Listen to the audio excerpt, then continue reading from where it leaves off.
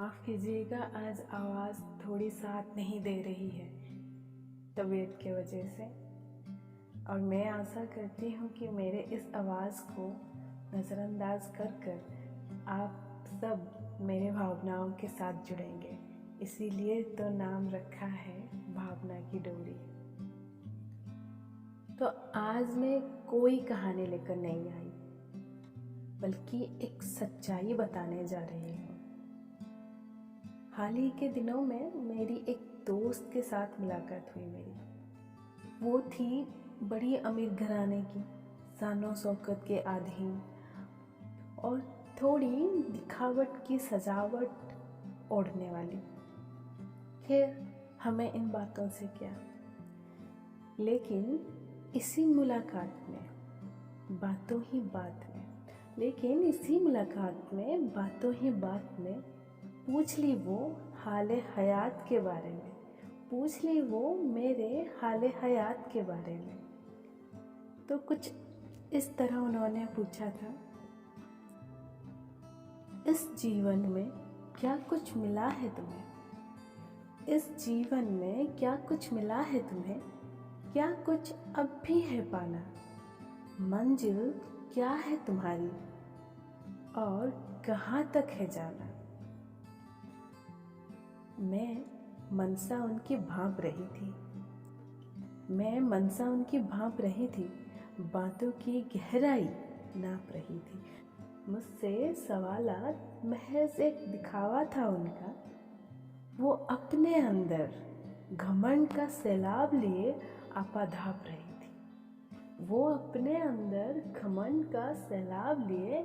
आपाधाप रही थी और मैं मनसा उनकी नाप रही थी। नजर घुमाकर मैंने उनसे होठों से चूमी चाय की प्याली, जैसे बेखबर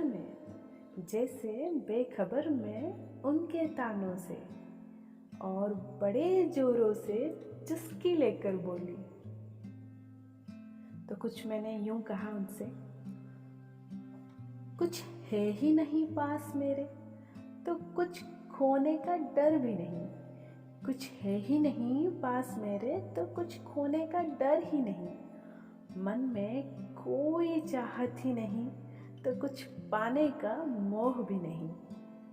कलम किताब शब्दों का पिटारा है मेरे पास।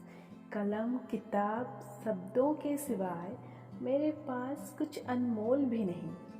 शब्द तो सारे बांट चुकी हूँ और कलम एक दिन रुक जानी है। ना ही कोई राह बनाई, ना ही मैंने कोई राह बनाई, ना कोई मंजिल ठानी है। ना पता है मुझे कहाँ है जाना, चलते रहने को ही मैंने मंजिल मानी है। चलते चलते जिस दिन जिस पल थक जाएंगे मेरे कदम, थक जाएंगे, रुक जाएंगे और गड़ जाएंगे जमीन पर, और जब तुम इनमें कोई हलचल ना देखो तो तुम खुद से ही तय कर लेना, वो पल, वो जमीन, वो कारवा सारे ही मेरे मंजिल हैं। मैंने खुद से तो तय कर ही नहीं पाए, पर उस दिन तुम तय कर लेना मेरी मंजिल क्या है। मैंने खुद से तो तय नहीं किया है, पर उस दिन तुम तय कर लेना मेरी मंजिल क्या है। अब वो भाप गई थी मेरी मनसा क्या है।